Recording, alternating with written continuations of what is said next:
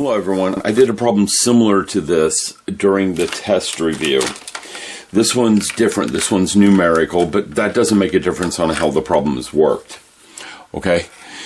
What we have is statistician computed 90% confidence interval for the mean from a sample obtained at interval 13.749 to 16.251. The statistician made a mistake and wants a 95% confidence interval instead. Unfortunately, the sample size has been lost. What is a 95% confidence interval? Now, I do have to make an assumption, and it should have said this in here. This is a Z interval.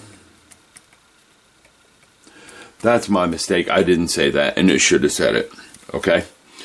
But, if it's a Z interval, or the equation we work with it is x bar plus or minus Z sigma over square root of n. Okay? This part right here is the center.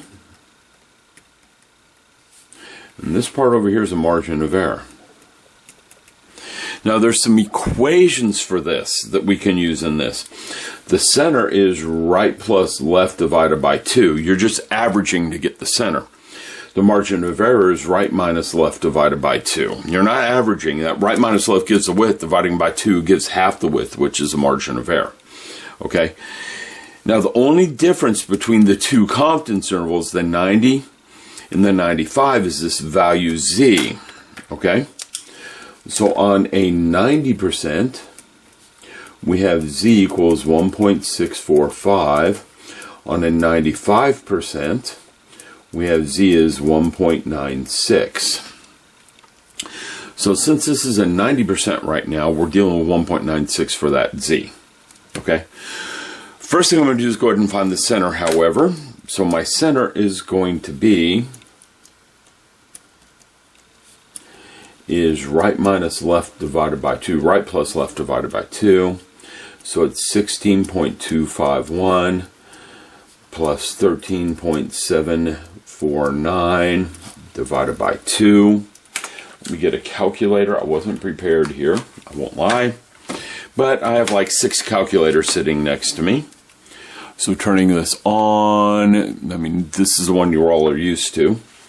We have 16.251 plus 13.749. Oh, I didn't do it. Good thing I'm looking at the screen. 13.749. I'm going to divide that by 2. Oh, don't do that. Delete. And that gives me the center is 15. So my center is at 15. My margin of error, that's right minus left divided by 2. Okay. So I'm going to take the right end, which is the 16.251. I'm going to subtract the left end, 13.749. We're going to divide that by 2. Okay? So 16.251 minus 13.749. That's correct on the calculator. We're dividing by 2. I get 1.251. Okay? Again, what makes the margin of error different between the two confidence intervals are these values right here. This margin of error right here happens to be for the 90%. Okay? So if I want the standard deviation divided by n, what I can do is do 1.251 equals 1.645 times sigma over square root of n. And I can solve that for sigma over square root of n by just dividing. So I take this, divide by 1.645. Now I know sigma over square root of n has to be 0.76. Okay?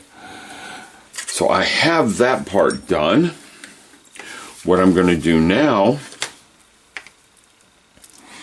is, and again, this right here is the 90%. I'm now going to work with the 95%. So Z sigma over square root of n. 95% is 1.96 up here, so I have 1.96 times 0.76. So I do times 1.96, and I get 1.49. So this is my new margin of error. Okay? I don't need the calculator anymore, so I'm going to set that aside to get my final answer to this. Remember, a confidence interval is center plus or minus the margin of error. So I'm doing 15 plus or minus 1.49. Okay? So I take my calculator, I put it away too early. We're doing 15 minus 1.49, and I get 13.51. And then I do 15 plus 1.49, and I get 16.49. And if I look up at my answer choices, since I'm off camera, 13.51 to 16.49 has to be C. So there's how you work that problem. Just want to make a video of it so everyone had it. This video is going to self-destruct in a few days. I don't want to leave it up for too long.